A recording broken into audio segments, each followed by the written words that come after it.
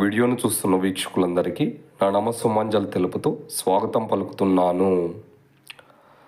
సాధారణంగా మన యొక్క educational facts are ultimate YouTube channel నందు కొన్ని వందల వీడియోస్ భవిష్యత్తులో రాబోయేటువంటి ప్రశ్నలు మరియు సమాధానాల గురించి గతంలో తెలియజేశాం. అయినప్పటికీ కొన్ని విషయాలు మీతో పంచుకోవాలన్నటువంటి ఒక సదుద్దేశంతో ఈ వీడియో చేస్తున్నాం. మీరు టైటిల్ చూసే ఉంటారు. అదేంటంటే ఏపీడిఎస్సి 2018 నందు పీఈటీ ఉద్యోగాల నియామకాలలో తప్పెవరిది. ఈ యొక్క వీడియోను చివరి వరకు చూడండి. ఇందులో తప్పెవరిది అనేటువంటి మీ యొక్క అమూల్యమైనటువంటి ఉద్దేశాన్ని తెలియజేయండి.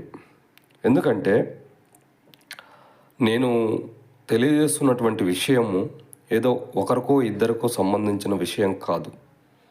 వేల మంది పాల్గొని వందల మందికి ఉద్యోగ అవకాశాలు కల్పించిన విషయంలో అన్యాయ అక్రమాలు జరిగినాయి.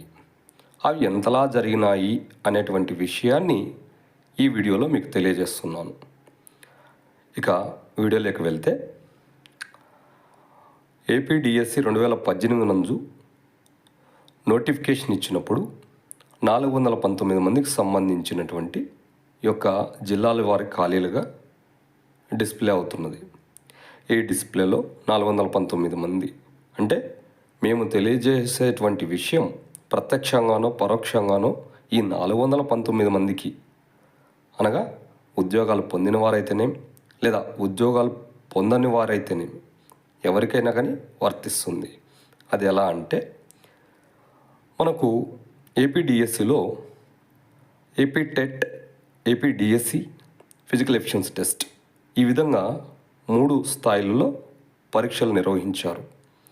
మరి ఈ వీటన్నిటి తర్వాత చివరగా ఏపీ టెట్ సంబంధించినటువంటి స్కోర్ని పూర్తిగా రద్దుపరిచారు. అలా రద్దుపరచడం వల్ల రాతపూర్వక పరీక్షల్లో అధికంగా మార్కులు సంపాదించుకున్న వాళ్ళు అన్యాయమైపోయారు. అది ఎంతలా అన్యాయమైపోయారు అని అంటే ఒకానొక జిల్లాలో లేదా కొన్ని జిల్లాల్లో టెట్లో క్వాలిఫై కాని వారికి ఉద్యోగాలు వచ్చినాయి. అదేవిధంగా దాన్ని పూర్తిగా తొలగించడంతో అధిక మార్కులు సంపాదించుకున్న వాళ్ళు అన్యాయమైపోయారు.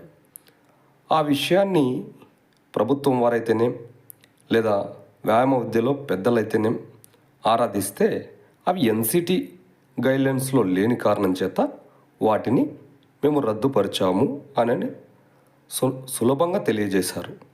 మరి ఎన్సిటి యొక్క నియమ నిబంధనలో లేనప్పుడు వాటిని నిర్వహించింది ఎవరు? వాటికి సంబంధించినటువంటి స్కోర్ సంపాదించిన వారికి పూర్తిగా అన్యాయం జరగడానికి కారణం అభ్యర్థుల లేక అధికారుల? ఈ విషయం మీరే తెలియజేయండి. కాబట్టి అలా రద్దుపరచడంతో అధికంగా మార్కులు సంపాదించుకున్న వారు అన్యాయం అయిపోయారు. ఇక్కడ డిస్ప్లేలో టెట్ సంబంధించినటువంటి స్కోర్ అవుట్ ఆఫ్ 150కి 130 మార్క్స్ వచ్చాయి. ఈ మార్క్స్ అన్నీ కూడా రద్దుపరిచారు.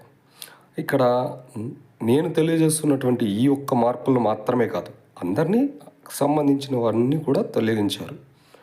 అంత సంపాదించిన మార్కులన్నింటినీ తొలగించి ఇష్టారాజ్యంగా రాత్రికి రాత్రే రిక్రూట్మెంట్ని పూర్తి చేశారు.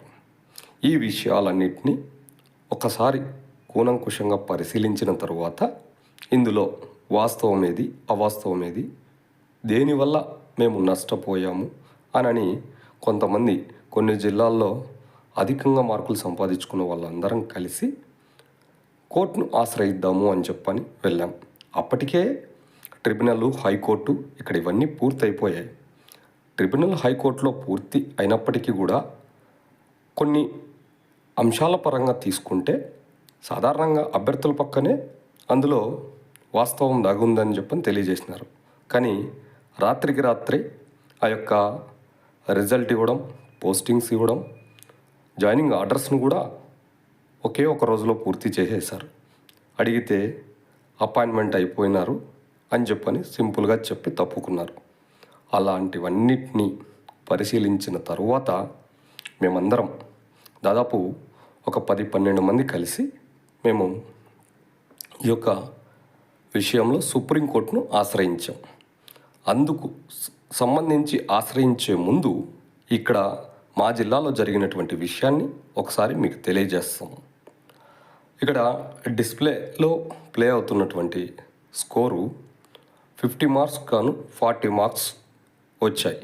ఈ విధంగా ఏపీడిఎస్సి రిటర్న్ ఎగ్జామినేషన్లో అధికంగా మార్కులు సంపాదించిన వారు చాలామంది, అది డిస్టిక్ లెవెల్లో అయితేనేం, జోనల్ లెవెల్లో అయితేనేం, స్టేట్ లెవెల్లో అయితేనేం చాలామందికి రిటర్న్లో ఎక్కువ మార్కులు వచ్చిన వాళ్ళు అన్యాయమైపోయారని మేము రిజల్ట్ వచ్చిన తర్వాత గుర్తించాం.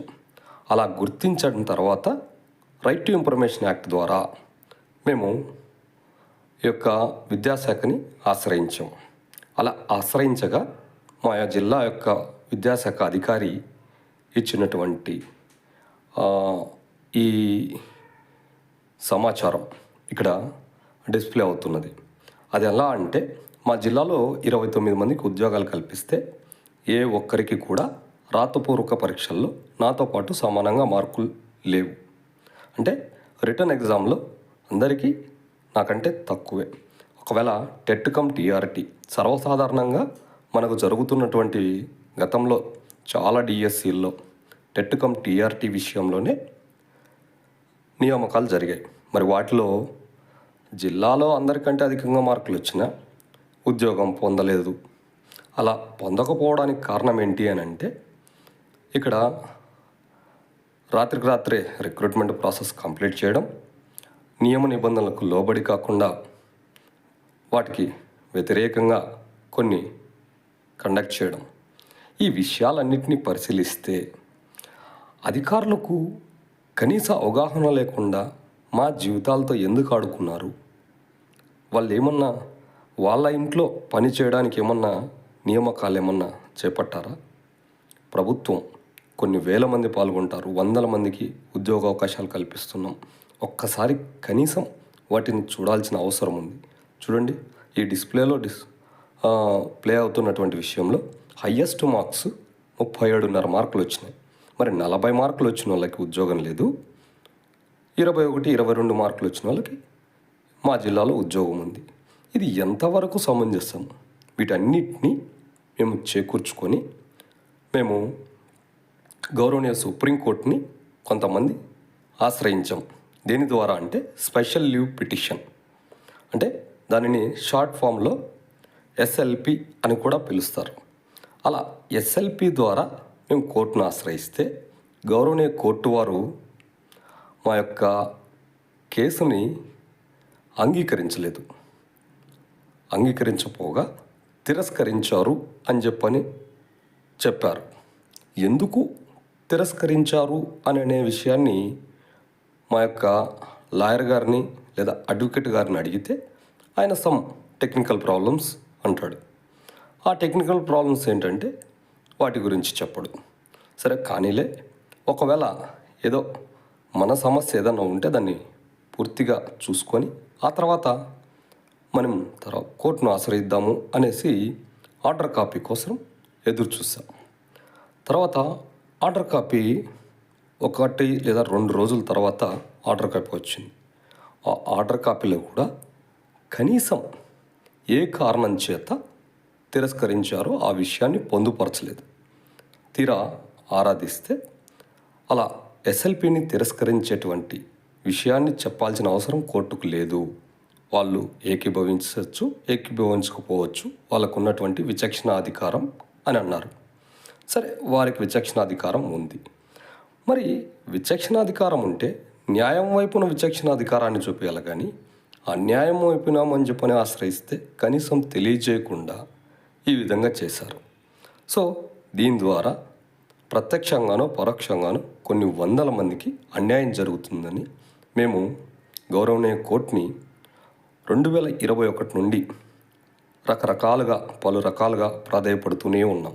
అది ఎలా అంటే, ఇక్కడ డిస్ప్లే అవుతున్నటువంటి విషయాలు మేము కోర్టు వారికి లెటర్స్ రాసాం. ఆ లెటర్స్కి వాళ్ళు ఇచ్చినటువంటి ప్రాసెసింగ్ ఐడి నెంబర్స్ అవి మేము 3 లెటర్లు రాసాము. ఆ 3టికి ప్రాసెసింగ్ ఐడీస్ ఇచ్చారు. మరి ప్రాసెసింగ్ ఐడీస్ అయితే ఉన్నాయి కానీ ప్రాసెస్ స్టార్ట్ చేయలేదు. దాదాపు 3 సంవత్సరాలుగా మేము ప్రాధేయపడుతూనే ఉన్నాం. అది ఎంతలా అంటే ప్రతిరోజు 2 మెయిల్స్ని సుప్రీంకోర్టుకి పంపిస్తూనే ఉన్నాం. మరి వారు ఏం చేస్తున్నారో మాకు తెలియట్లేదు. ఇప్పుడు ఇక్కడ 2018 పీఈటీ ఉద్యోగాల నియామకాలలో ప్రభుత్వం వారు తప్పు చేశారా, అభ్యర్థులు తప్పు చేశారా, వీళ్ళిద్దరూ కాకుండా న్యాయం కోసం న్యాయస్థానాన్ని ఆశ్రయిస్తే న్యాయస్థానము కనీసం మంజూరు చేయకుండా మా కేసుకి సంబంధించినటువంటి ఎస్ఎల్పిని వారు అన్యాయం చేశారా అనేటువంటి విషయాన్ని మీరు ఒక్కసారి పరిశీలించండి. ఇందులో మేము చెప్తున్న విషయంలో నియామకాలలో తప్పులు జరిగాయి. అవి ఎంతలా అనే విషయం చెప్పాలంటే వాటి లోతుకు వెళ్తేనే తెలుస్తుంది. ఇంతకాలంగా మనం తెలియచేయకుండా మౌనంగా ఉండి మరి ఈరోజే ఇవన్నీ ఎందుకు తెలియజేస్తున్నారు లేదా ఇప్పుడు ఎందుకు తెలియజేస్తున్నారు అనే విషయం బహుశా కొంతమందికి సందేహం రావచ్చు. అలా ఎందుకు చెప్పాల్సి వస్తుందంటే జరిగింది అన్యాయం, దానికి సంబంధించి న్యాయం జరగాలి. ఎలా అంటే పోగొట్టుకున్నది ఏదో 100 రూపాయలు 1000 రూపాయల సొమ్ము లేదా కొద్దిగా ఆశతో కాదు. మనము సంవత్సరాల తరబడి వేచి చూసి ఉద్యోగ అవకాశాల కోసం ఎదురు చూసాం. అవి వచ్చే సమయానికి ఈ విధంగా అడ్డగోలుగా కొన్ని పూర్తయినాయి. వాటికి సంబంధించి ప్రతి విషయాన్ని ఇక్కడ తెలియజేసేకి సమయం ఎక్కువ పడుతుంది. మీరు చూస్తున్నట్టు ఇప్పుడు కోర్టు ఇచ్చినటువంటి ఆర్డర్ కాపీ, ఈ ఆర్డర్ కాపీలో ఎందుకు తిరస్కరించారో కూడా తెలియజేయలేదు. మరి గౌరవనీయ కోర్టు వారు మా కేసు ఎందుకు తిరస్కరించారో కూడా తెలియజేయనటువంటి వైనం. మరి వారు మాకు కావాల్సింది కారణాలు కాదు, మా కేసుని జస్ట్ యాక్సెప్ట్ చేస్తే 369 పేజీల అఫిడవిట్ ఇచ్చాం. మరి అందులో ఏం జరిగింది, ఎలా జరిగింది అనేటువంటి విషయాన్ని ప్రతి ఒక్కరికి సంబంధించిన విషయంగా మేము ప్రత్యక్షంగానో పరోక్షంగానో ప్రాతినిధ్యం వహిస్తూ ఈ విషయాన్ని మీకు తెలియజేస్తాం. మీరు బాగా పరిశీలించండి. ఏపీడిఎస్సి వ్యాయామ ఉపాధ్యాయులకు సంబంధించిన అభ్యర్థులైతే గతంలో ఏమి జరిగాయి, ఎలా జరిగాయి, ఒక కేసుని యాక్సెప్ట్ చేస్తే వాదోపవాదనలు విన్న తరువాత అది వాస్తవమా అవాస్తవమా అని నిర్ణయిస్తే అది ఖచ్చితమైంది. అంతేకాని ఇలా చేయడం వల్ల పూర్తిగా అన్యాయం అయిపోతున్నాం. వీడియోను చూసినందుకు అందరికీ ధన్యవాదములు.